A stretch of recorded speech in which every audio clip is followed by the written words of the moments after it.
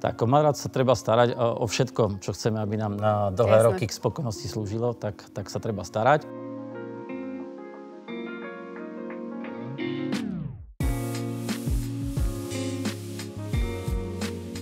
Vítajte opäť v matracovom štúdiu v Mebelixe, kde sme sa opäť stretli, aby sme si povedali niečo viac o tom, ako si vybrať ten najsprávnejší matrac práve pre vás.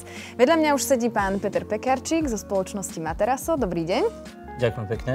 V minulom videu sme si viac povedali o tom, aké základné funkcie by mal každý matrac spĺňať. Tiež sme sa porozprávali o tom, aký je základný rozdiel medzi penovým a pružinovým matracom. Tak poďme teraz trošku ďalej. Je pri výbere správneho matraca dôležité aj to, že pre koho ho kupujem? Či ho kupujem pre seba, ako pre ženu, alebo možno pre chlapa, pre dieťa, pre seniora? A aké sú v tomto špecifika? Veľké rozdiely sú vlastne v týchto kategóriách, ktoré ste spomenuli. Môžeme začať tak jednoduchšie u tých detí, je to také celkom jednoznačné a rýchle by som povedal. Tam je dôležité dať pozor pri výbere matraca, aby matrac bol výrazne zónovaný. Keďže deti nemajú výšku, väčšinou, keď vyberáme pre menšie dieťa, nemá ešte výšku, netrafilo by sa do tých anatomických zón pre ramena, pre pánu a podobne, takže výrazne anatomický matrac deťom nebude vyhovovať. Nepomohlo by im to zónovanie, uškodilo by im. Ďalšou takou veľmi dôležitou vecou pre deti, keď vyberáme matrac, je, nech je ten matrac skôr tuhší ako mäkší. To im pomôže, neublíži a takisto by som sa vyhol lenivým pénám. Ďalšou kategóriou, ktorú spomíname muž a žena, keď to zoberieme. U mužov je to jednoduchšie, keď to zoberiem v tom, že tým, že muži sú tak jednoduchšie, priamejšie kresaní, kľudne im bude vyhovať aj pevnejší, tuhší madrac. Tým, že ženy sú tak krajšie. Tvarované. Keď potrebuje žena pri spaní na boku ponoriť do madraca hlbšie bok, aby sa dobre podoprela aj oblasť rieku, tak ten matrac musí byť mäkší, musí toto dovoliť. Môžem spomenúť seniorov, to je ďalšia taká veľmi zaujímavá kategória, kde tí seniori, okrem toho, to svalstvo u tých seniorov je nie také pevné, tuhé, tak oni pri tom dlhšom ležaní na matraci, v tej posteli väčšinou aj zotrvajú dlhšie, neponáhľajú sa zavčasu ráno do práce a podobne, tak ostávajú v posteli dlhšie, tak pri dlhšom odpočinku na matraci by ich tvrdý matrac mohol napríklad otláčať. Preto je ideálne minimálne povrchové vrstvy, aby boli mäkšie, zmäkčené špeciálnymi napríklad vyskopenami a podobne. Je dobré, aby jadro bolo pevnejšie, ľahšie sa im bude vstávať, ale tomu môžeme pomôcť aj tým, že matrac uložíme v posteli vyššie, alebo pri výbere matraca budeme zohľadňovať, aby sme vybrali matrac s vyššou výškou a vtedy vyriešime aj to vstávanie a líhanie do postele a uľahčíme seniorovi. Tie polohy spánku už sme tak trošku načrtli, takže aj to je pri výbere matraca dôležité, že na ktorom boku spávam, alebo či na bruchu, na chrbte? Áno, veľmi dobrá otázka a dôležitá pri tom výbere, lebo tá poloha veľmi ovplyvňuje výber matraca. Ak spávam na chrbte, ako keby znesiem alebo pretrpím aj tvrdší matrac. Nebude mi aj matrac, ktorý som si vybral trošku nevhodne, s vyššou tuhosťou, ako som chcel, tak nebude mi robiť taký problém.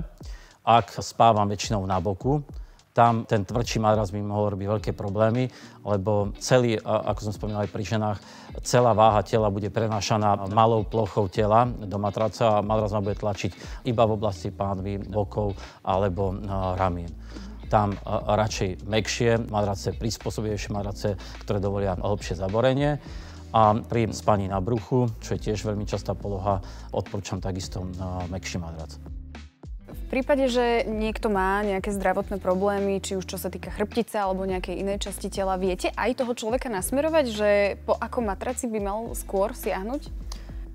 Myslím, že áno. Je veľa ľudí, ktorí ovládajú a aj veľa predajcov, ktorí vedia pri takých tých základných problémoch človeka nasmerovať, ale ak sú tie problémy vážne, zdravotné a človek navštevuje lekára a podobne, tak je ideálne, ak odkomunikuje ten svoj problém s lekárom a lekár mu povie, čo odporúča na ten problém, čo sa týka tvrdosti alebo iných parametrov toho matraca, na ktoré si má dať ten klient pozor. A tie požiadavky, alebo pripomienky alebo vlastnosti toho matraca by mal povedať predajcovi, ktorý hľadá, čo od toho matraca očakáva a predajca mu vie potom vybrať ten správny matrac.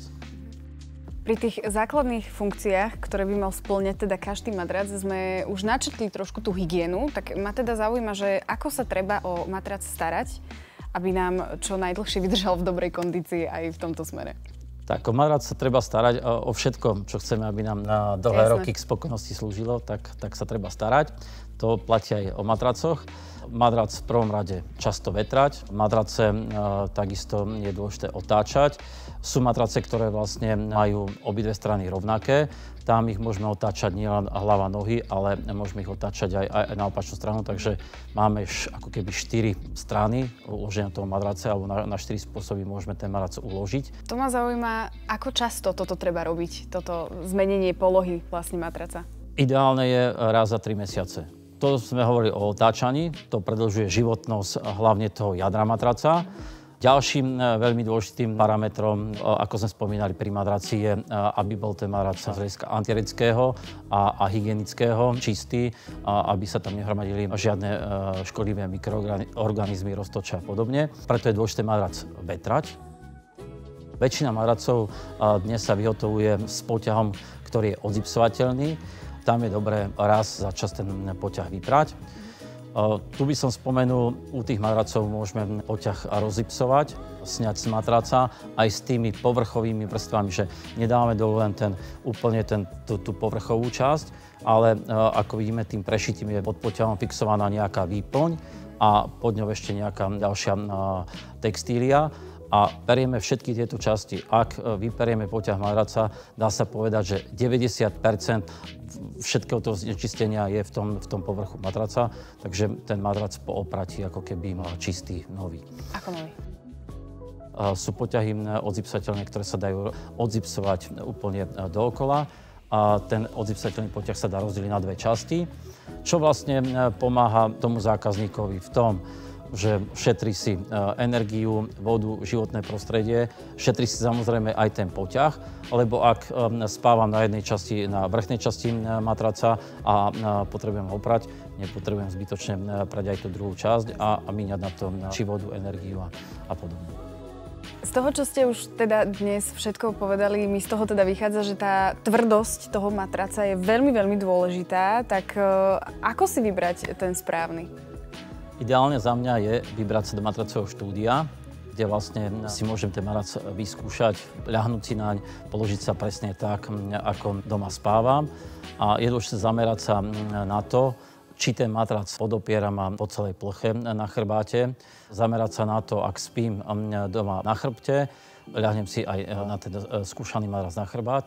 A zameriam sa na to, či klenba krížovej oblasti je opretá, aby ma matrac neopieral len v určitých častiach.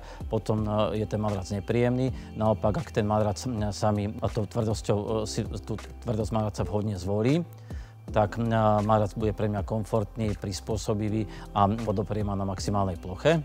Matrac vyrieši nám iba správne uloženie chrbtice.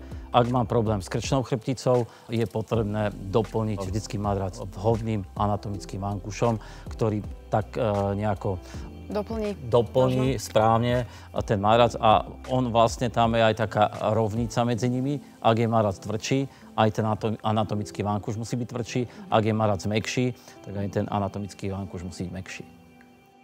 Tak ďakujeme za všetky informácie, verím, že pomôžu aj našim divákom. Toto bol pán Peter Pekarčík zo spoločnosti Materaso. Ďakujeme. Ďakujem pekne za pozvanie. A ja ďakujem aj vám, že ste sa spolu s nami dostali až sem. Nezabudnite samozrejme odoberať náš kanál, aby vám neunikli ani všetky naše ďalšie videá. A verím, že vám video pomohlo, pretože napríklad ja už viem, že nie len správny výber matraca je pre zdravý spánok dôležitý, ale je tam aj veľa ďalších detailov, o ktorých sme sa dnes rozprávali. Ďakujeme a vidíme sa na budúce. Čaute.